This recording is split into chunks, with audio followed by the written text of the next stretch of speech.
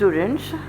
Now I'm continuing the first chapter of history, that is towards independence and partition, the last phase. Now I'm starting with the trade union activities.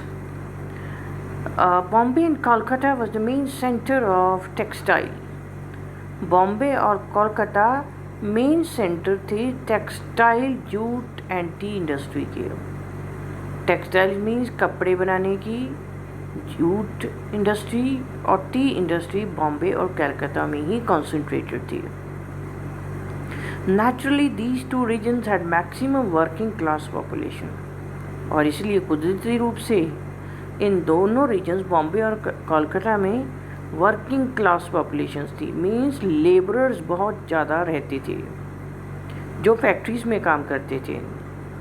The working and living conditions, और जो काम करने की और जो रहने की जो सिचुएशंस थी इन वर्कर्स की बहुत मिजरेबल थी. मिजरेबल मीन्स दयनीय थी.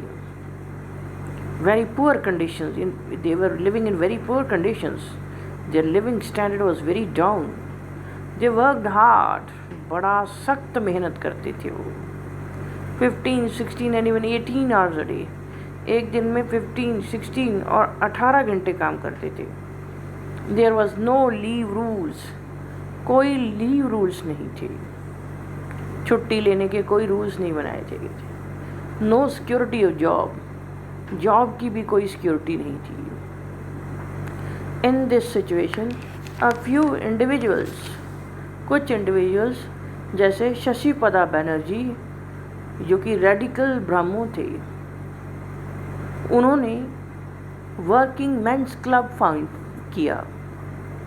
उन्होंने जर्नल पब्लिश किया, द भारत, श्रमजीवी और Indian worker in 1874.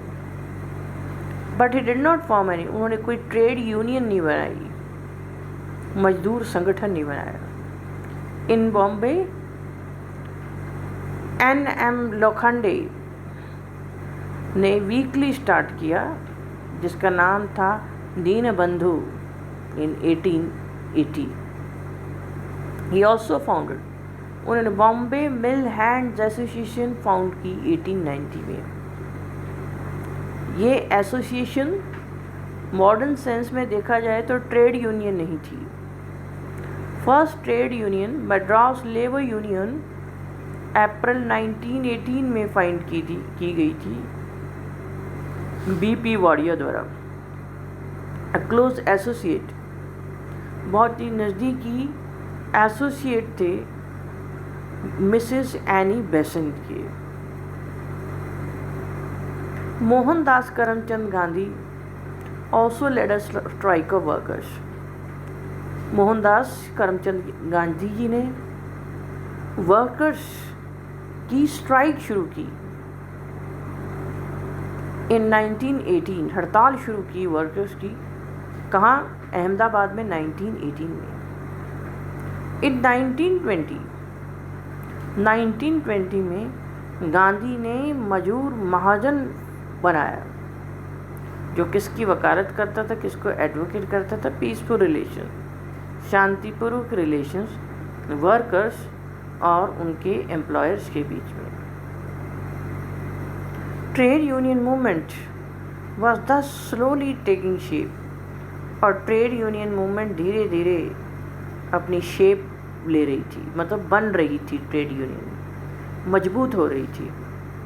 In 1920 industrial strike took place. Industrial strikes means उद्योगों की जो स्ट्राइक्स थी वो कानपुर में हुई.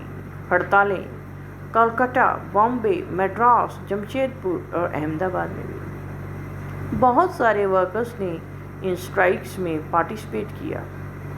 इट वॉज नाउ फेल्ट, अब ये महसूस किया गया, जाने लगा कि अब ज़रूरत आन पड़ी है ऑल इंडिया ऑर्गेनाइजेशन, और धीरे धीरे all India trade union Congress बन गई बॉम्बे में 1927 में. Lala Lajpat Rai presided over the इनऑग्यूरल session, और इस कांग्रेस को प्रिसाइड किसने किया था? Lala Lajpat Rai. This session was attended और इस सेशन को बहुत सारे नेशनलिस्ट राष्ट्रवादी लीडर्स जैसे Motilal Nehru, C.F. Andrews, B.P. Wadia, Annie Besant और N.M. जोशी ने अटेंड किया। Still and the growth of trade union among the workers, फिर भी जो ग्रोथ थी ट्रेड यूनियन की वर्कर्स के बीच में वो बहुत धीमी थी, स्लो थी, because the fear of dismissal kept them away from trade union movement. Because जो डर था डिसमिसल का, ट्रेड यूनियन से बाहर होने का, उसने ट्रेड यूनियन मूवमेंट को बाहर ही रखा। The great economic depression of 1929-30, जो ग्रेट इकोनॉमिक डिप्रेशन हुआ 1929-30 का, इसका इफेक्ट पूरे कंट्री पर पड़ा।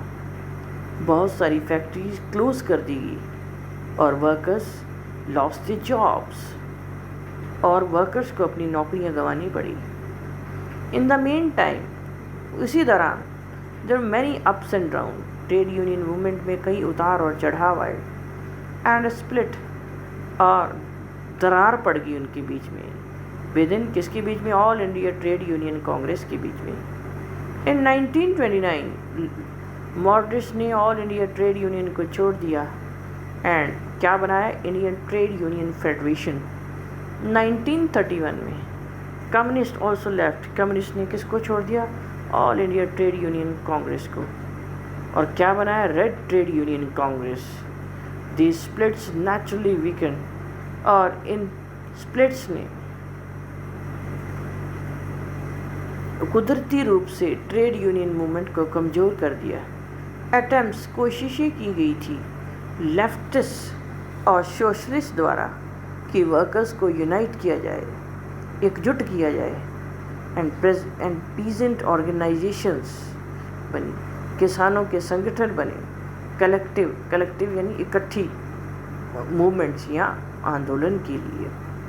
न Kisan Sabha movement, the excessive burden of taxation, बहुत ज़्यादा जो बोझ था टैक्सेशन का, टैक्स का, fear of eviction, no occupancy right on land. Fear of eviction means कि लैंड से उन्हें कभी भी बाहर किया जाने का डर, लैंड पर उनके अधिकार का जो राइट है, मीन्स कि लैंड का जो अधिकार है उनके कब्जे का, वो भी नहीं था उनके पास में। Rise in prices of essential commodities, जो ज़रूरी सामान थे उनकी प्राइसेस में बढ़ोतरी हो गई थी। टॉर्चर ऑफ द लैंडलॉर्ड्स, जो बड़े किसान थे छोटे किसानों को टॉर्चर करते थे। एंड पैसिव टॉर्चर मीन्स बहुत तंग करते थे, परेशान करते थे, एक्सप्लॉयटेशन करते थे। And passive attitude of the authority, और जो लीडर्स थे, जो ऑफिसर्स थे, उनका रवैया भी छोटे किसानों के साथ में सही नहीं था। Compel the peasants to revolt against the authority, और उन्होंने इस बात ने मजबूर कर दिया पीजेंट्स को कि वो अथॉरिटी यानी पावर के खिलाफ विद्रोह कर दें। इसीलिए बहुत सारे पीजेंट्स रिवोल्ट्स इंडिया के बहुत बड़े हिस्से में फैल गया during 1920s and 1930s। Non cooperation movement जो 1920 की, उसने भी इनकरेज किया पीजेंट्स को कि वो ब्रिटिश गवर्नमेंट के खिलाफ विद्रोह कर सके। जो मेन सेंटर था पीजेंट मूवमेंट का वो यूपी में था, जहाँ से रिवोल्ट की शुरुआत हुई थी। इस पीरियड में पीजेंट मूवमेंट फिर बिहार, बंगाल, गुजरात, राजस्थान, उड़ीसा, मालाबार, असम और दूसरी प्रोविंसेस में भी फैली। पर जो डिमांड्स थी वैराइड, वो चेंज होती रही एक रीजन से दूसरे region. In some parts of UP, और यूपी के कुछ पार्ट्स में मूवमेंट बिकेम वायलेंट हो गई। मूवमेंट, आंदोलन बहुत ही आक्रामक हो गया, और पुलिस फायर्ड ऑन देम, और पुलिस ने उन पर गोलियां चलाई, जिसमें बहुत सारे किसान मारे गए। डेमोन्स्ट्रेटर्स और जो प्रदर्शन कर रहे थे उसी वक्त ही वो मारे गए स्पॉट पर, at that spot, January 1921। During 1930s, the peasants also rose in revolts. 1930 में peasant जो छोटे किसान थे उन्होंने भी विद्रोह किया अलग अलग प्रोविंसेस में. During this period, इस पीरियड दौरान Congress gave a call for no tax movement और कांग्रेस ने आह्वान किया कि इस आंदोलन का no tax movement in UP कि टैक्स नहीं दिया जाएगा. And gradually no tax campaign spread to other provinces, दूसरे राज्यों में भी फैल गई जैसे बंगाल और बिहार में. इन डिफरेंट रीजन, अलग अलग रीजन्स में प्रोविंशियल किसान सभास ऑलरेडी बन चुकी थी ड्यूरिंग 1920s में. बट द नीड, अब ज़रूरत थी एक सेंट्रल ऑर्गेनाइजेशन की. ये धीरे ग्रेजुअली अक्सर महसूस की जा रही थी किसके द्वारा, सोशलिस्ट और कम्युनिस्ट द्वारा. दिस और ये जो नीड थी, ज़रूरत थी सेंट्रल ऑर्गेनाइजेशन की. इससे किसकी फॉर्मेशन हुई, ऑल इंडिया किसान सभा की.